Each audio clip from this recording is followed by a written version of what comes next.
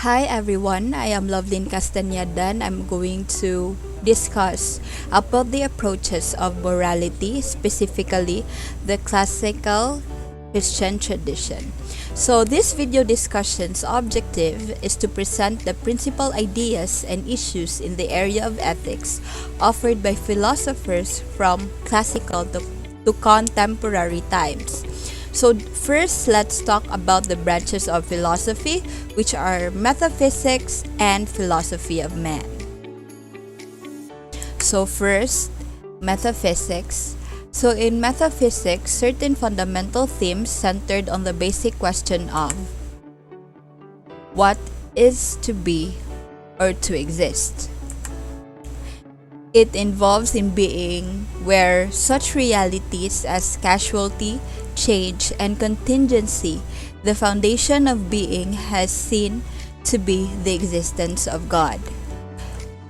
And in the philosophy of man, it treated the central issues for man as questions of his unity in being, his spiritual nature, his destiny, and the character of his knowledge.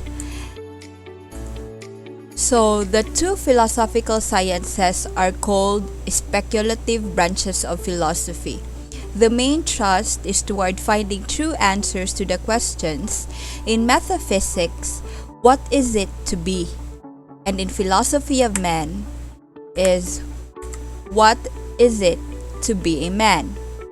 So, conclusions of speculative sciences will have an indirect effect on the conduct of man. They do not set themselves to determine what being should be or what man should be. However, in ethics, it presupposes some principles from metaphysics and some notions of man's nature from the philosophy of man, but it is mainly concerned with man, with what man should do or what his action and conduct of a man should be.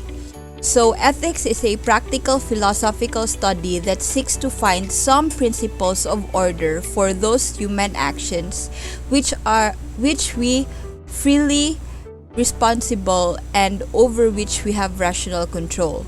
Metaphysics and philosophy of man are speculative branch of philosophy. Then ethics is the practical one. It is non-speculative science that seeks normative principles of conduct. So, in ethics, we have to discuss the actions of man and the human actions.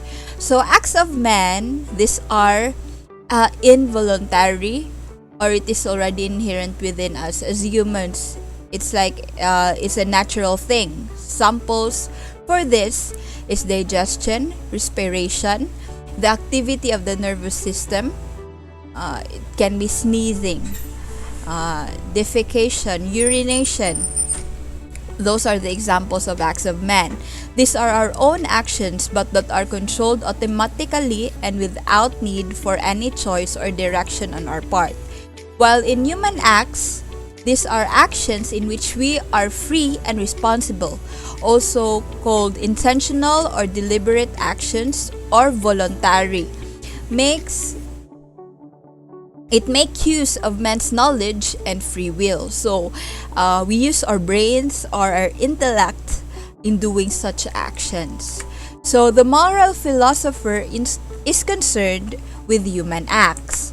So, moral philosopher differs from psychiatrists, theologians, and psychologists. So, in psychiatrists, moral philosopher is not concerned with the analysis of the subconscious motivation of any individual or the exposition of the emotions and feelings that accompany the actions of individuals in their lives.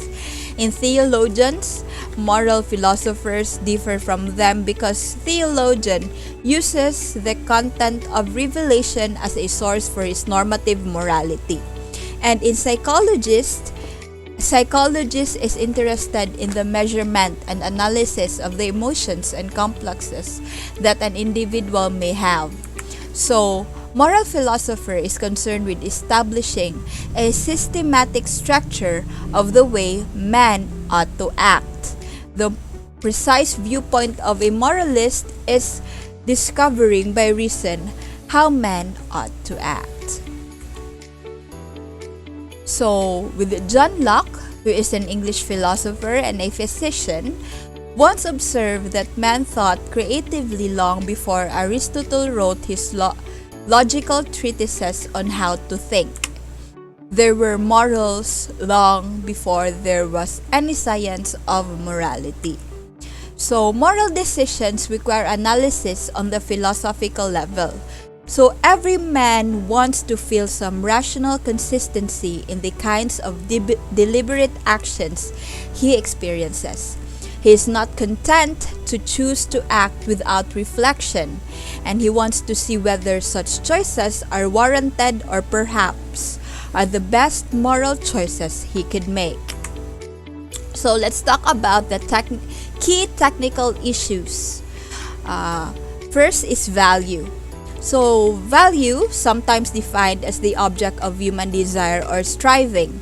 Technical name for a theory of value is axiology. Axios is a Greek word which means worthy, and logos is a Greek word which means science. So value, for the classical Greek, the life lives according to reason is value, or the end in view proper to human striving. For the naturalist feels that the best possible fulfillment of the individual in society is attained through the techniques of the behavioral sciences. Christians find value in the good life leading to union with God.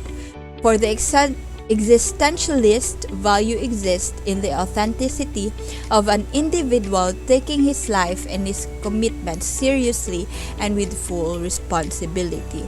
So, value for humans are different. So humans have different desires in their lives. Examples of value that is so common is what we call love, hope, and faith. So for some humans, they value love. For some humans, they value more their faith. So to fully understand what value is, I'm going to show you a short video which explains value, or the brief definition for value, so that we can fully understand what value is. Values are individual beliefs that motivate people to act one way or another. They serve as a guide for human behavior. Generally, people are predisposed to adopt the values that they are raised with. People also tend to believe that those values are right because they are the values of their particular culture. Ethical decision-making often involves weighing values against each other and choosing which values to elevate. Conflicts can result when people have different values, leading to a clash of preferences and priorities. Some values have intrinsic worth, such as love, truth, and freedom. Other values, such as ambition, courage, and responsibility, describe traits or behaviors that are instrumental as means to an end. Still, other values are considered sacred and are moral imperatives for those who believe in them. Sacred values will seldom be compromised because they are perceived as duties rather than as factors to be weighed in decision-making. For example, for some people, their nation's flag may represent a sacred value. But for others, the flag may just be a piece of cloth. So, whether values are sacred, have intrinsic worth, or are a means to an end, values vary among individuals and across cultures and time. However, values are universally recognized as a driving force in our ethical decision-making. So let's go to the second key technical issue, which is obligation. So it's the claim made upon us by reason that some things are to be done and deserve praise, whereas others are to be avoided and deserve blame. Technical name for the part of ethics that deals with obligation is called deontology. Deontology is an approach to ethics that focuses on the rightness or wrongness of actions themselves, as opposed to the rightness or wrongness of the consequence of those actions, or to the character and habits of the actor. So, deon is a Greek word which means duty. So, for Immanuel Kant, who was a German philosopher and one of the central Enlightenment thinkers, the experienced fact of duty or responsibility implies that we are free. I ought, therefore I can. He quote. So Kant was a deontologist in that he placed the intuition of moral obligation as the very center of his ethics. So, obligation, I can compare this to I can relate this to our previous discussions on our Philo or ethics or Philo 101, which is the categorical imperatives. Because obligations, for me, it is prior to having the obligation, there must be command.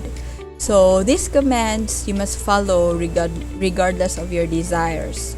And moral obligation are derived from pure reason. So obligation, we are using our intellect on this one.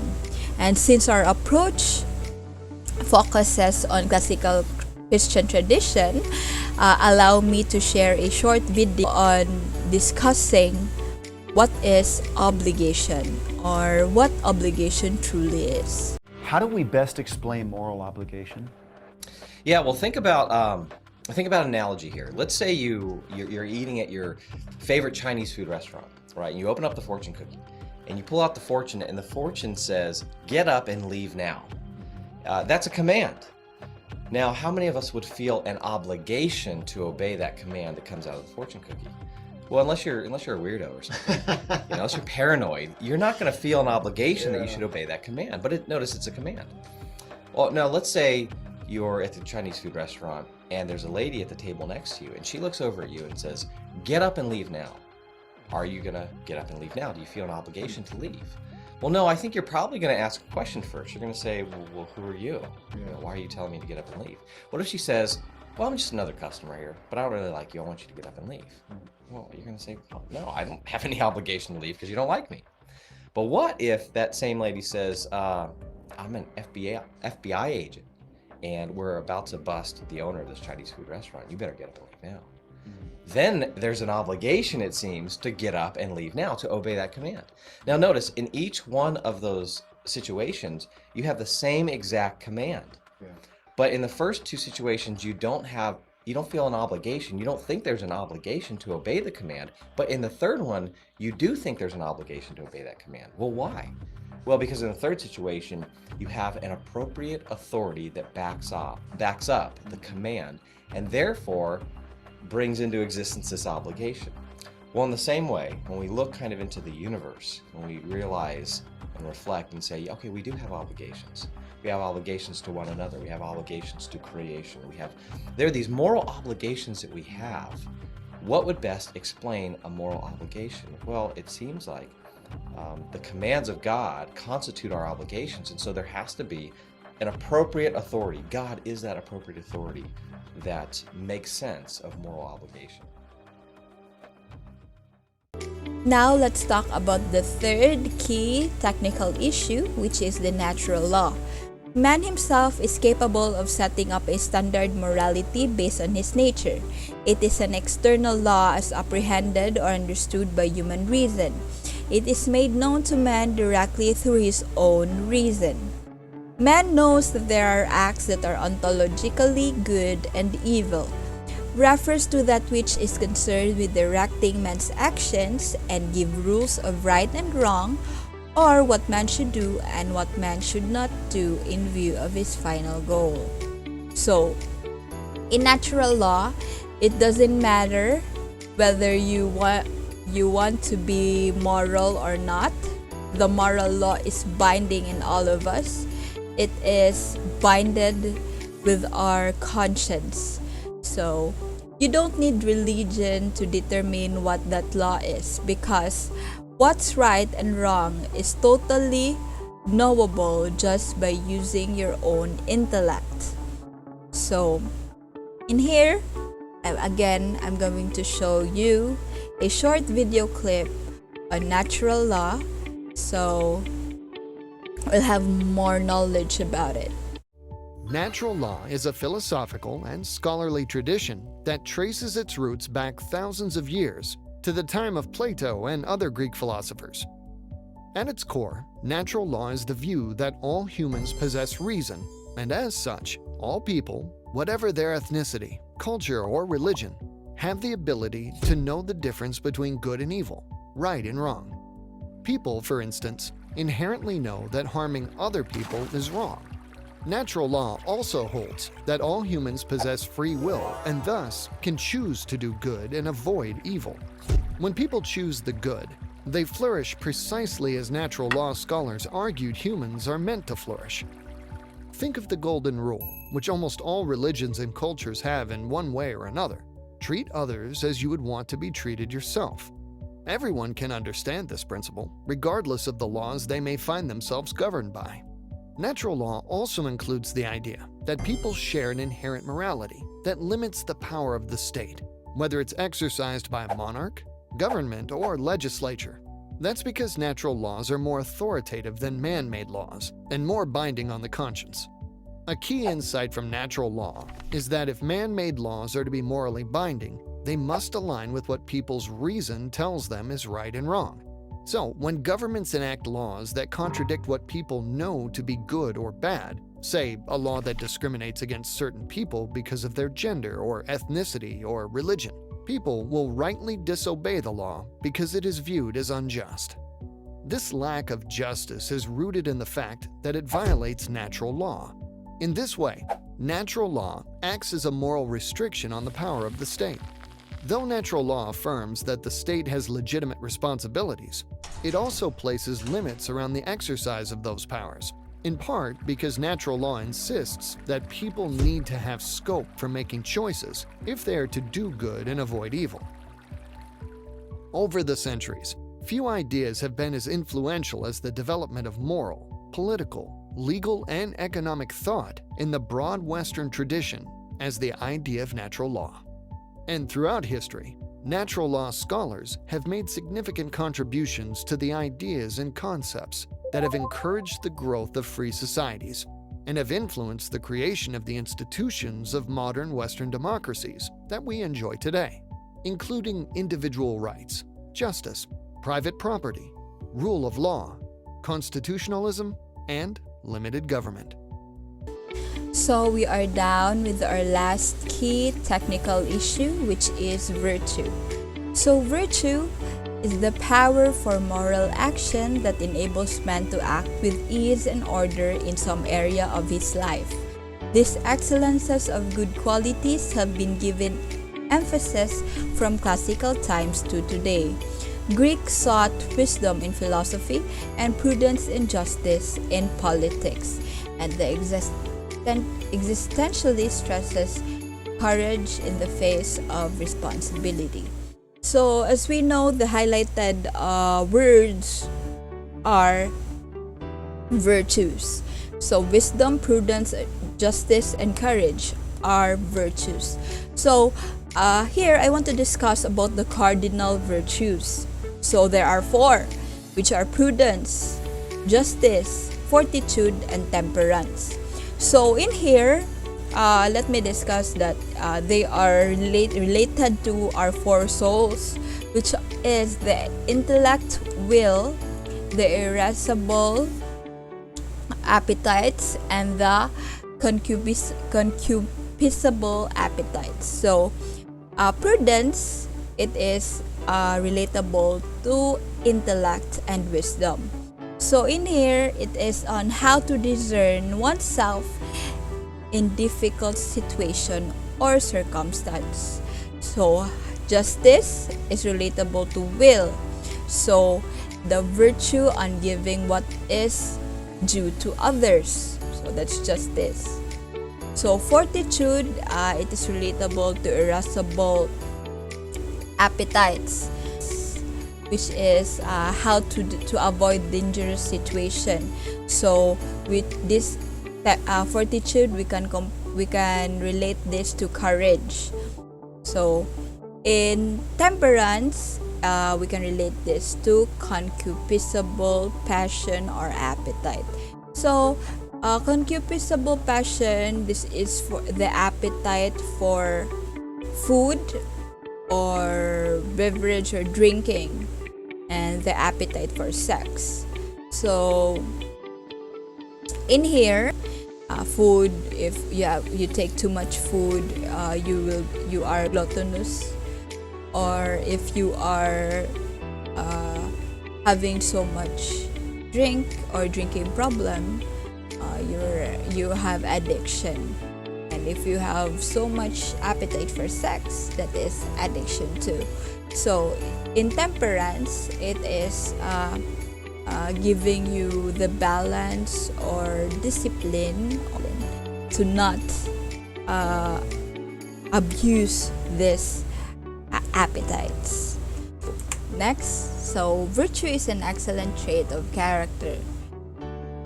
Since I've given you the virtues in the previous slide, so it is a disposition well entrenched in its possessor, something that, as we say, goes all the way down to notice, expect, value, feel, desire, choose, act, and react in certain characteristic ways. So it emphasizes an individual's character as the key element of ethical thinking rather than rules about the acts themselves. So again, I'm going to show you a short video about virtue.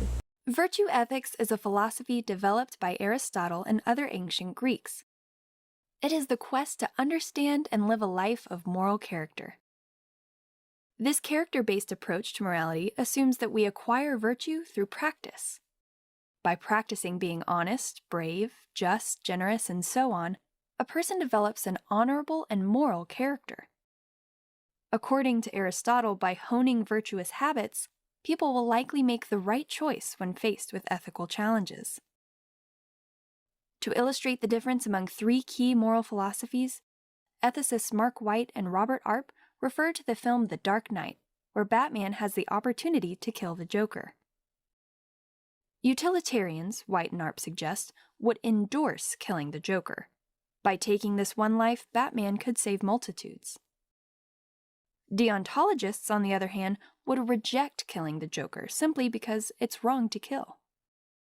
But a virtue ethicist would highlight the character of the person who kills the Joker.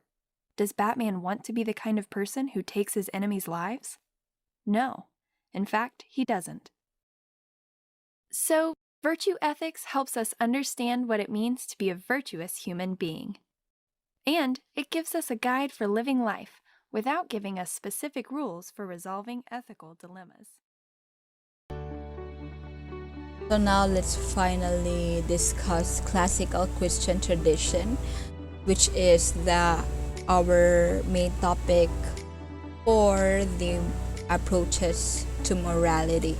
So this is the longest tradition in the Western world, included the value of Greek philosophy and profound religious consciousness of Hebrew civilization. So Socrates, the Greek philosopher from Athens, who is credited as the founder of Western philosophy, and when one of the originators of moral system says, an unexamined life is precisely a life not worth living. So the significant value of Socrates' contribution in his confidence in the mind's ability to attain a degree of moral wisdom in the conduct of life. And in his view, man could and should bring his reason to bear on the conduct of the good life. Man should also hope to come up with some standards by which to guide himself on the path of his own fulfillment. So, for Plato, who's a Greek philosopher, also during the classical period, in his dialogue on Republic, the Laws and the Gorgias, also made solid contributions to the formation of our moral consciousness. And for Aristotle, was a Greek philosopher also in the classical period, taught by Plato. Happiness is the final end of human aspiration, and that it can be arrived at only by use of reason. So, Greek masterpiece of moral inquiry in Aristotle's Nicomachean Ethics, which treats moral problems in terms of the capacities as well as the potentialities of man to do good. Although not all of Greek civilization could be characterized by a strong devotion to reason, the influence of Socrates, Plato, and Aristotle was so great that today we think of the Greeks as having been more concerned with the function of reason, the need for order, and the value of philosophical analysis than almost any other people. So for St. Thomas Aquinas, who was an Italian Dominican friar and a priest, he was clearly impressed with the possibility that reason could achieve solid and respectable results in the field of morality. He studied the Greek masters and carefully documented them in writing. So he studied Socrates, Plato, and Aristotle, and he referred Aristotle as the philosopher and analyzed his ethics in a long splendid commentary in Nicomachean Ethics. So, Aquinas lived at the height of the age of faith. So he's so devoted with God. But his commitment to faith never diminished his belief in man's power of reason and his obligation to use it fully. So even if he's so devoted to God, he still believes in the man's power of reason. So, by his principles, the truth is one, and whatever is really true in faith and science will never really conflict. He was able to push his own intellectual pursuits to the very limit. So he informed that Greek mind with a Christian commitment and developed areas in which the Greeks were less explicit. For example, the need for self-love. Since God loves all men, it is important that they imitate Him by proper love of themselves. In moral theory, Aquinas' basic assumption is on divine providence or God. The non-Christian approach to ethics will collect and analyze human opinions about morally right and wrong decisions and try to reason to some conclusions. But in Christian approach, it takes into account God. So God is like the authority or the center. So as Christians, we believe that God is in charge of the universe. He is the authority to tell us what is right and wrong. So it takes into account God and His presence, but also His words to us in the Bible. So it's like the Bible is like the guideline for us, or it's like the guide on what to do if it is right or wrong. In Christian approach, it is just not the words from God and then we obey them. It is also in our daily activities that we deliver our lives in the presence of God. So we are aware of His presence with us and we are accountable to Him. So we should seek to please Him in all that we do day by day. So here again, I'm going to show you a short video clip about the Christian approach to ethics. Christian ethics says that there is an authority, God. His word does not give us a list of ethical choices for us to blindly follow, but it does give us boundaries or guidelines for making ethical choices with a morality that reflects God's design for His creation. Our reasoning is good, but fallen and flawed. God has proven Himself trustworthy. Therefore, we rely on the Creator for guidance in making ethical choices. We are created to ask deep questions. We should be asking, what should I do? How do I decide what I should do? And what is right and what is wrong? As Christians, we need to remember to whom we take these questions. God, our Creator, is our authority for ethics. So, so I am the next reporter, Jenzel B. Santillan, and I'm going to report the perspectives and the key issues. First is the value. So there's a two question. First, what is the supreme value in the classical Christian tradition? And second, what do these philosophers see as the object toward which human beings strive and that they desire?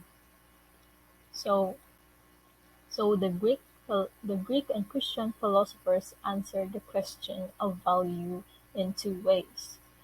First, they were concerned with the findings as a subject that faculty in man that is his highest or most valuable faculty. So faculty they mean that the power of acting in some determined or specific way. So the eye is the organ or instrument for the faculty of seeing. So the Greeks and most of the Christian philosophers were convinced that the faculty of greatest value in man is his intellect. So the power whereby man can engage in reasoning, form ideas or concepts, and make rational judgment.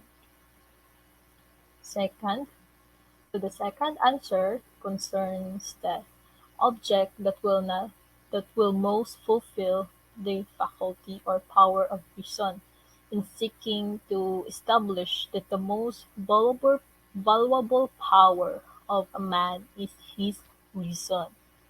So the Greeks, especially Plato and Aristotle, asked what there is in man that must be satisfied before he can be happy. So they they generally agreed that man can be properly satisfied only by some object that is proper to his spiritual character, although they admitted that the animal side of a man and considered it to be essential to his structure. So they did not see the unique function and makeup of man to be accounted for solely by his animal character. Rather, they saw a man's special satisfaction to be necessarily a fulfillment of what is in the special in man. So this they took to so they took to be mind or soul, which represented to them what is best in man. Therefore, man's spiritual striving must be satisfied before man is satisfied. So, most of the philosophers striving striving in this tradition saw the presence of intellect, the power to understand the the world and to express that understanding of the ideas and sentences, as the appetite or human tendency that is the prime area for human satisfaction, fulfillment, or happiness. So, so we can summarize these insights of the Greeks by referring to a statement of John Stuart Mill. He is a utilitarian philosopher of the 19th century who stated that it would be better to be a sad Socrates than a satisfied pig. So, in other words, man as a subject simply could not be satisfied without taking into account the perfection of his reason and his power of free choice. So, to be a man and not exercise the responsibility or seek the values of the examined and reasonable life would be to live without exercising one's highest and most distinctive power. So the satisfied pig would not be aware of his own satisfaction or able to reflect and enjoy it consciously. So closely related to this intellect is the will, whereby one actively desires the good that one has come to know as the result of the ability of the intellect. Man is considered to the possession of the true and the good. So the Christians concurred with the Greeks in insisting that man cannot be satisfied as man unless his highest seeking, that of his intellect and will, is satisfied. Thus, a rational character appears in the ethics of this tradition. So next. So here we are now in the hierarchy of world and man according to Greeks and Christians. So as the Greeks and Christians viewed the world and man, they classified the beings in a hierarchical manner. For them, the lowest beings in the world of sense experience consist of the minerals, or in their terms, of the four primary elements of earth, fire, and water. So these elements lack, among other things, the essential quality of life. And so these elements lack, among other things, the especially the essential quality of life. And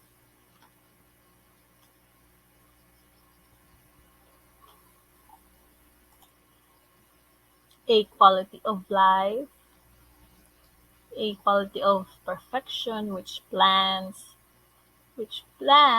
and other resources which the plants possess.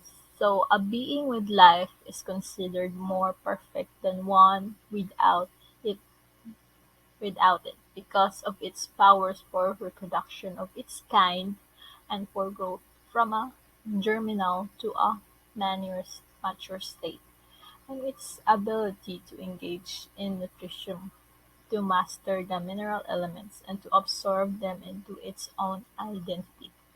But even though the plant is considered more perfect than the stone or primary elements, it lacks the perfection of life possessed by the sentient animal, which has the greater ability to live because of its power of locomotion. Imagination, instinct, and organic sensation. In the Greeks and Christians viewed man, they saw him as possessing the power of abstract reasoning, whereby he is able to master technique and gain knowledge that will produce the arts and sciences. So this power of reasoning is highest in kind than any possessed by stone, plant, or animal. It is a distinguished characteristic and essential quality of man. And next, so the next question to consider is, what is the nature of objective value? So this differs from the subjective question just mentioned, which concern what power of man needs to be satisfied before man can be said to be satisfied. So the answer has to be that which makes him unique, namely his namely his intellect. But what object will satisfy the desires of man? As will be seen, the Greek tradition hints that the object will have to be eternal and unchanging. In metaphysics, Plato and Aristotle were concerned with those eternal realities that all other things in the universe either sought or imitated. In Plato, this immutability, so in this immutability, this external This external character and permanence is seen in the external ideas of justice, truth, goodness, and beauty, though it will be incorrect to that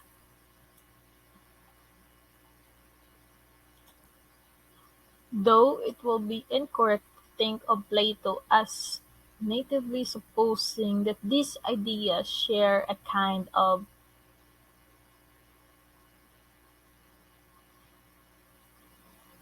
spatio-temporal existence. In other words, their their realm is spiritual in character. Man reaches his highest value when he is able, by an act of direct intuition, to see what truth and justice and beauty are in themselves. So, the steps by which this insight into beauty itself is attained or are described by Socrates in the Symposium. For Aristotle, man's fulfillment is gained by contemplation, but Aristotle did not specify any one object that will itself be the perfect object of contemplation. So, the next perspective on the key issues is obligation. So, from the discussion of value, we can see that for classification and Christian philosophers, spiritual character, especially possession of intellectual knowledge, is the most valuable subjective power that a man possesses. It is also clear that the object that can most satisfy such a power will have to be one with characteristic of changelessness. So, perfect characteristic of changelessness, perfection, and self-sufficiency. Such qualities are attributed to the ideas of Plato and the God of Aquinas. Reason is also emphasized by the use of it. Man sees himself obligated to do certain things to pay back to his debt, to deal fairly with his friends.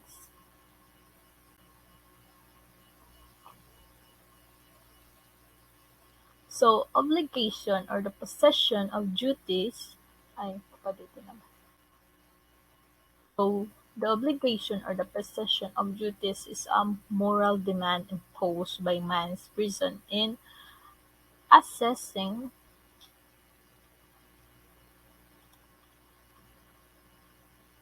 So, the obligations and other things of obligation is obligation or the possession of duties is a moral demand imposed by man's reason in assessing his own life situation. Reason itself does not create this demand, but rather by the reason of one is able to recognize what is due to others and to himself. Obligation also described in the readings that that follow treats of rights and duties. A right is a moral power that imposes an obligation on another to respect it. So thus, every man who has basic needs for food and survival has a claim on the recognition by others of his needs. Correlative to the knowledge of obligation is the fact of freedom of choice. So one cannot be blamed for doing what he could not avoid under any circumstances. Likewise, one cannot claim praise for what was done automatically and without freedom of any kind. So, this condition of freedom in the face of obligation is an essential ingredient in the classical and Christian tradition. It is not enough that one should act in a specific way. One has to decide whether to follow his reason, or though reason may command, choice of the reasonable deed does not necessarily follow.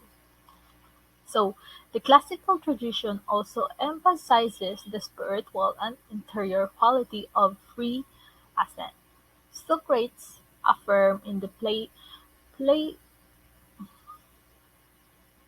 so Socrates affirmed in the Phaedo that his limbs, if left to themselves, would carry him fast from his prison, but because of his principles he was able to make inner spiritual and free commitment to stay there. Next slide. So, in his description of obligation of Thomas Aquinas restated in a Christian context much of what was central to the tradition of Socrates, Plato, and Aristotle. For him, for for Thomas Aquinas, the ultimate source of all obligation in the internal law, the divine plan, is the divine plan for all creation that proceeds from God. But God chooses to make man such that he can by the use of his reason come to recognize his obligations in life. So, in the structure of the moral act, Aquinas saw another sign of the close way in which the human creative is able to participate in the plan of God. In morality, man participates in the internal law of God by operating his moral life according to reason. So, a man is not a passive recipient of ready-made laws, but he brings himself to know the law and to formulate it by the power of reason. So that's all for my report. Thank you. I am the next reporter. My report is all about natural law and virtue. Natural law. Aristotle and Aquinas were convinced that the beings below man, such as animals, plants, and minerals, are directed to their perfections or proper final way of existing by a principle basic to them, such as principle of activity is called substantial form. First is air tended to be dry and light. Second is earth to be dry and heavy. Next is fire to be hot and dry. Water is to be cold and wet. The primary elements act as they do because of the nature they possess. Natural law for man is the presence of freedom as a result of reason makes the natural law that an externally imposed necessity. Rather, man becomes aware of his nature and the activities proper to him by his autonomous act of action. Natural law, in simple saying, these are rules of right and wrong that are inherent in people or human being that is not based on the laws created or enacted by legislators or any lawmaking bodies. Example is people around the world believe that killing of another person deserves punishment. Next is for Aquinas natural law consists of judgment that man elicits concerning conduct. Aquinas thought that the statement God is to be done and evil avoided is a statement of law that no man of developed intelligence could deny. Granted that man is discover the pattern of morality by the use of his reason. The question remains whether any model or standard exists against which man may rationally measure his action.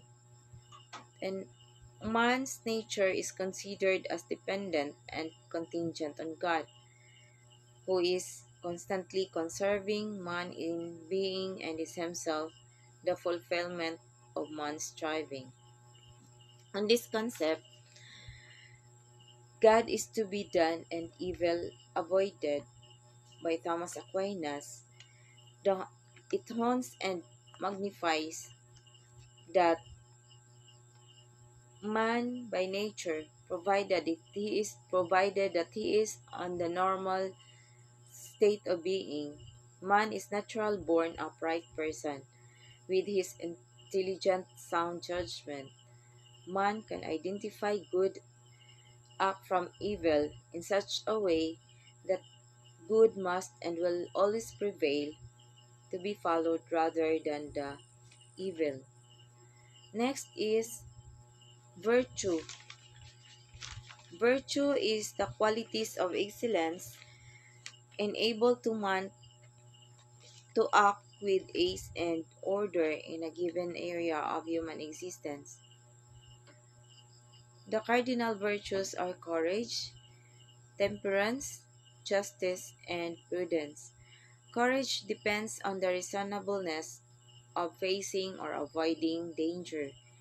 Temperance is to exercise a reasonable and control over the desires of the body. Justice is the reasonable recognition of what is due to others. Prudence is the reasonable in directions. In applying and mastering the cardinal virtues towards a morality of good life, is every human being aim. It is embedded to every person that whatever challenges this life with being humans will always be strong in facing their adversities and be triumphant.